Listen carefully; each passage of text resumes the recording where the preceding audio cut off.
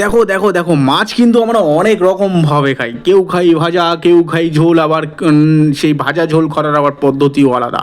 কিন্তু এখানে তেঁতুল দিয়ে মাছ, ভাবতে পারছো? হ্যাঁ, কী হবে বলো তো? হ্যাঁ, পুরো টকটক হয়ে যাবে না ব্যাপারটা?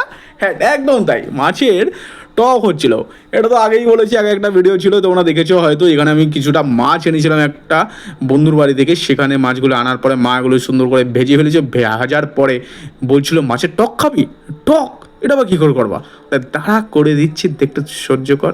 ব্যাস, আমি তো দাঁড়িয়ে দাঁড়িয়ে দেখছি করে কি করে কি।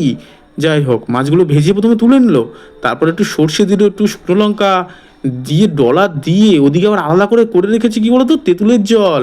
তার মধ্যে আবার দুপুরটা চিনিও ফেলেছে। বাবা জানতে পারলে না, দেবে সে চিনি দিয়েছো। আচ্ছা যাই হোক, বাবা জানার দরকার নেই, খেয়ে তো নিয়েছে। এবার যথারীতি ওই মাছগুলো আবার দিয়ে ঝোলটা দিয়ে টকবগিয়ে ফুটে এলো, আর সুন্দর নিয়েছে। ওরা বাস কি টেস্ট কর, কি টেস্ট!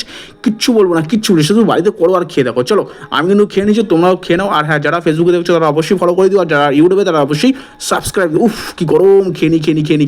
টাটা, তাহলে ভালো দেখো। নতুন ভিডিওর জন্য অবশ্যই কিন্তু চ্যানেলটাকে সাবস্ক্রাইব আর ফলো করে দেবে। টাটা, ভালো থেকো সকলে, বাই।